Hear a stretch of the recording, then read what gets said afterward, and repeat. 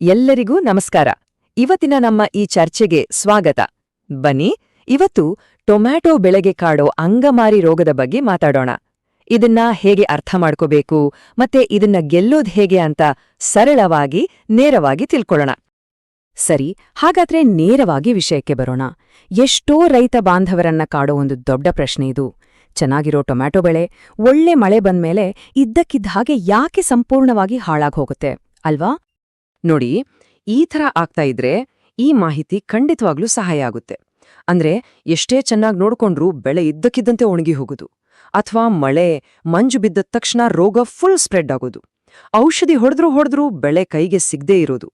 ಈ ಸಮಸ್ಯೆಗಳಿದ್ರೆ ನಾವಿವತ್ ಮಾತಾಡೋದು ತುಂಬಾ ಮುಖ್ಯ. ಹಾಗಾದ್ರೆ ಏನಿದು ಟೊಮ್ಯಾಟೊ ಅಂಗಮಾರಿ ಅಂದ್ರೆ? ತುಂಬಾ ಸಿಂಪಲ್ ಆಗಿ ಹೇಳ್ಬೇಕು ಅಂದ್ರೆ ಇದೊಂದು ಶಿಲೀಂಧ್ರದಿಂದ ಬರೋ ರೋಗ, ಫಂಗಸ್ ಅಂತೀವಲ್ಲ ಅದು. ಇದು ಎಂಥ ವೇಗವಾಗಿ ಹರಡುತ್ತೆ ಅಂದ್ರೆ ಗಿಡದ ಎಲೆ, ಕಾಂಡ, ಕಾಯಿ ಯಾವುದನ್ನೂ ಬಿಡಲ್ಲ. ಮುಖ್ಯವಾಗಿ ನೆನ್ಪಿಟ್ಕೋಬೇಕಿರೋದು ಏನ್ ಗೊತ್ತಾ? ಇದು ಹವಾಮಾನ ಮತ್ತು ತೇವಾಂಶದಿಂದ ಬರೋದು, ಗಿಡದ ಒಳಗಿನಿಂದಲ್ಲ. ಇಲ್ಲಿ ನೋಡಿ, ನಮ್ಮ ಶತ್ರು ಯಾರು ಅಂತ ಸರಿಯಾಗಿ ತಿಳ್ಕೋಬೇಕು. ಅಂಗಮಾರಿಯಲ್ಲಿ ಎರಡು ತರ. ಒಂದು ಅರ್ಲಿ ಬ್ಲೈಟ್ ಅಥವಾ ಮುಂಚಿನ ಅಂಗಮಾರಿ. ಇದು ಸ್ವಲ್ಪ ನಿಧಾನ, ಮೊದಲು ಎಲೆಗಳಿಗೆ ಬರುತ್ತೆ, ಇದನ್ನ ಕಂಟ್ರೋಲ್ ಮಾಡಬಹುದು. ಆದ್ರೆ ಇನ್ನೊಂದಿದೆಯಲ್ಲ, ಲೇಟ್ ಬ್ಲೈಟ್ ಅಥವಾ ತಡವಾದ ಅಂಗಮಾರಿ. ಅಬ್ಬಾ, ಇದು ಸಿಕ್ಕಾಪಟ್ಟೆ ಡೇಂಜರ್. ಯಾಕಂದ್ರೆ ಇದು ತುಂಬಾ ಫಾಸ್ಟ್ ಆಗಿ ಹರಡುತ್ತೆ, ಇಡೀ ಬೆಳೆನೇ ನಾಶ ಮಾಡ್ಬಿಡುತ್ತೆ. ನೋಡಿ, ಈ ಒಂದು ಪಾಯಿಂಟ್ ತುಂಬಾನೇ ಮುಖ್ಯ. ಇದನ್ನ ದಯವಿಟ್ಟು ನೆನಪಲ್ಲಿಡಿ. ಅಂಗಮಾರಿ ರೋಗ ಗಿಡದ ಒಳಗಿಂದ ಬರೋದಲ್ಲ, ಅದು ಹೊರಗಿಂದ ಬರುವಂತದ್ದು. ಈ ಒಂದು ಸತ್ಯ ಗೊತ್ತಾದ್ರೆ ಸಾಕು, ರೋಗವನ್ನ ತಡೆಯೋ ದಾರಿನೇ ಬದಲಾಗುತ್ತೆ. ಹಾಗಾದ್ರೆ ಹೊರಗಿನಿಂದ ಎಲ್ಲಿಂದ ಬರುತ್ತೆ ಅಂತ ಕೇಳಿದ್ರೆ ಹಲವಾರು ಕಡೆಯಿಂದ ಬರಬಹುದು. ನಮ್ಮ ಹೊಲದ ಮಣ್ಣಲ್ಲಿ, ಹಳೆ ಬೆಳೆಯ ಕಸದಲ್ಲಿ ಇರಬಹುದು, ಗಾಳಿ ಮಳೆನೀರಿನ ಜೊತೆ ತೇಲಿ ಬರಬಹುದು, ನಾವು ತರುವ ಸಸಿಗಳಲ್ಲೇ ರೋಗ ಇರಬಹುದು. ಅಷ್ಟೇ ಅಲ್ಲ, ನಾವು ಬಳಸೋ ಉಪಕರಣಗಳಿಂದ, ಯಾಕಂದ್ರೆ ನಮ್ಮ ಓಡಾಟದಿಂದ ಕೂಡ ಇದು ಒಂದು ಗಿಡದಿಂದ ಇನ್ನೊಂದು ಗಿಡಕ್ಕೆ ಹರಡುತ್ತೆ. ಇಲ್ಲೊಂದು ಸಿಂಪಲ್ ಸೂತ್ರ ಇದೆ, ಇದನ್ನ ನೆನ್ಪಿಟ್ಕೊಂಡ್ರೆ ಸಾಕು. ಒದ್ದೆ ಎಲೆ ಪ್ಲಸ್ ತಣ್ಣನೆ ವಾತಾವರಣ ಅಂದ್ರೆ ಅಂಗಮಾರಿ ಪಕ್ಕ. ಹವಾಮಾನಕ್ಕೂ ರೋಗಕ್ಕೂ ಇರೋ ಸಂಬಂಧವನ್ನ ಇದಕ್ಕಿಂತ ಚೆನ್ನಾಗಿ ಹೇಳೋಕೆ ಆಗಲ್ಲ. ಅಂಗಮಾರಿ ರೋಗಕ್ಕೆ ಅಂತಾನೆ ಒಂದು ಪರ್ಫೆಕ್ಟ್ ವಾತಾವರಣ ಇದೆ.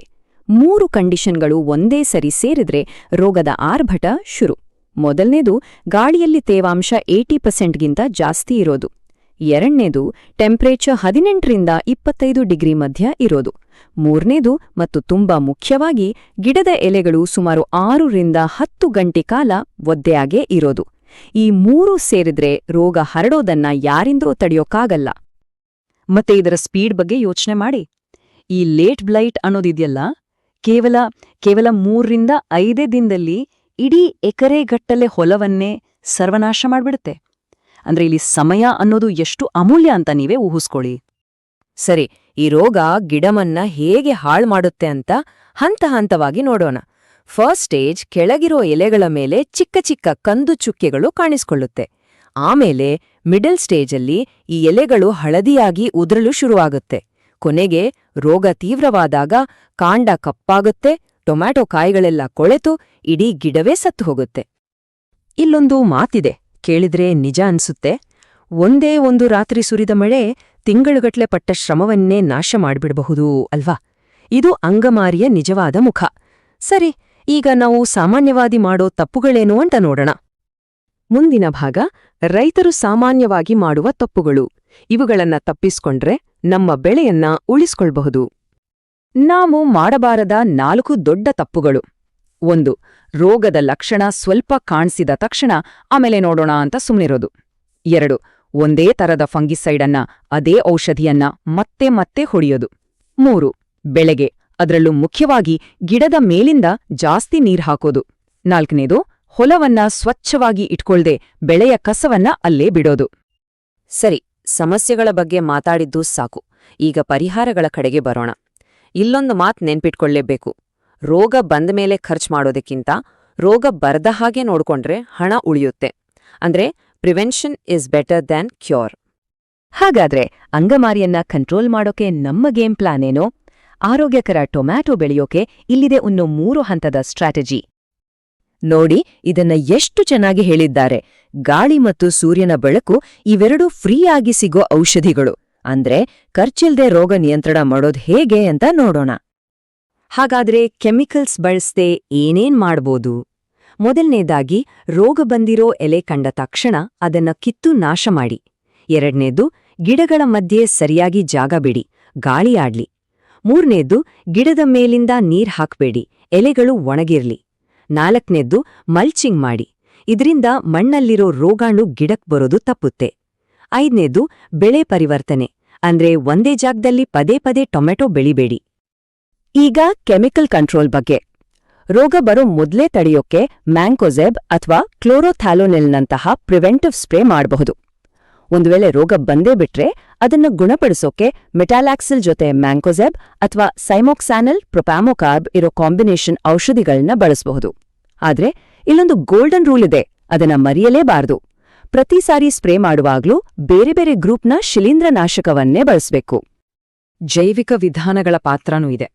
ಮಣ್ಣಿಗೆ ಟ್ರೈಕೋಡರ್ಮ ಹಾಕೋದು, ಸ್ಯೂಡೋಮೊನಾಸ್ ಬಳಸೋದು ಅಥವಾ ರೋಗ ಬರ್ದ ಹಾಗೆ ಬೇವಿನೆಣ್ಣೆ ಸಿಂಪಡಿಸೋದು, ಇವೆಲ್ಲ ಸಹಾಯ ಮಾಡುತ್ತೆ. ಆದ್ರೆ ಒಂದ್ ವಿಷಯ ಕ್ಲಿಯರ್ ಆಗಿರ್ಲಿ, ಇವು ರಾಸಾಯನಿಕ ನಿಯಂತ್ರಣಕ್ಕೆ ಸಪೋರ್ಟ್ ಅಷ್ಟೇ. ಇವು ರಾಸಾಯನಿಕಗಳ ಬದಲಿಗೆ ಬಳಸುವಂಥದ್ದಲ್ಲ, ಜೊತೆಗೆ ಬಳಸುವಂಥದ್ದು. ಕೊನೆಗೆ ಈ ಒಂದು ಮಾತನ್ನ ನಾವು ಯಾವತ್ತೂ ಮರಿಬಾರ್ದು.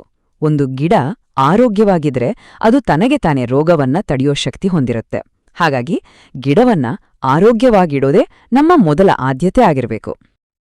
ಸರಿ, ಇಷ್ಟೆಲ್ಲ ಮಾತಾಡಿದ್ಮೇಲೆ ಯಶಸ್ಸಿಗಿರೋ ಫೈನಲ್ ಫಾರ್ಮುಲಾ ಏನು ಅಂತ ನೋಡೋಣ. ಇಡೀ ಕಥೆಯ ಸಾರಾಂಶ ಒಂದೇ ವಾಕ್ಯದಲ್ಲಿ.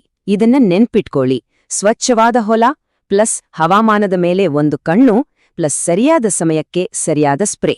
ಇವಿಷ್ಟನ್ನು ಮಾಡಿದ್ರೆ ಅಂಗಮಾರಿ ನಮ್ಮ ಕಂಟ್ರೋಲ್ನಲ್ಲಿರುತ್ತೆ. ಈ ಮಾಹಿತಿ ನಿಮ್ಗೆ ಖಂಡಿತವಾಗಿಯೂ ಉಪಯುಕ್ತವಾಗಿದೆ ಮತ್ತು ರೈತರಿಗೆ ಬೇಕಾದ ರೀತಿಯಲ್ಲೇ ಇದೆ ಅಂತ ಭಾವಿಸ್ತೇನೆ.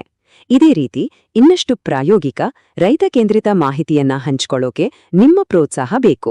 ದಯವಿಟ್ಟು ಈ ಚಾನೆಲ್ಗೆ ಸಬ್ಸ್ಕ್ರೈಬ್ ಆಗಿ. ನಿಮ್ಮ ಸಬ್ಸ್ಕ್ರಿಪ್ಷನ್ಗಳು, ಕಾಮೆಂಟ್ಗಳು ಮತ್ತು ಪ್ರತಿಕ್ರಿಯೆಗಳು ನಮಗೆ ಇನ್ನಷ್ಟು ಒಳ್ಳೆ ಕೆಲಸ ಮಾಡಲು ನಿಜವಾದ ಪ್ರೇರಣೆ. ಹೋಗೋ ಮುನ್ನ ಒಂದು ಪ್ರಶ್ನೆ: ಬೆಳೆ ರೋಗಗಳ ವಿಷಯ ಬಂದಾಗ ನೀವು ಎದುರಿಸೋ ಅತಿದೊಡ್ಡ ಸವಾಲು ಯಾವುದು? ನಿಮ್ಮ ಅನುಭವಗಳನ್ನ ಕೆಳಗೆ ಕಾಮೆಂಟ್ಸ್ನಲ್ಲಿ ಹಂಚ್ಕೊಳ್ಳಿ, ಚರ್ಚೆ ಮಾಡೋಣ.